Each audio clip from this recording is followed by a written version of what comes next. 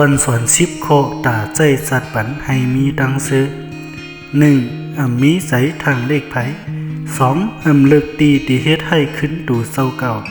3. ซุ้มเข้ายำซ้มลองวันหลังนำป้นตี 4. ม่วนกวางซ้มลองวันหน้าอันไปมาถึง 5. เอาตูเจ้าเก่าอยู่ซ้มอันเป็นอยู่ย้ำเหลียว 6. เซเก้ซ้มลองไผ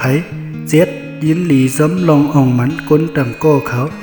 8. ปันแห้งตูเก่าขึ้นให้บ่สุดใส่ตั้ง 9. สีไหลซ้มลองอันไหลพิษปึงวนว่ามันเป็นตอนสอนตูทบ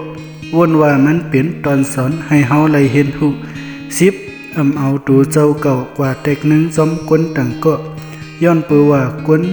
ก็อันหลีตีสุดเข็นตีสุดก็เป็นตูเฮาเกวย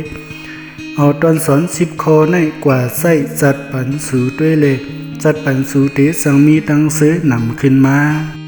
สังไลใจวิดีโอไหนจอยติ๊กไล่เลยเซเวันใหญ่ๆนำสิครับ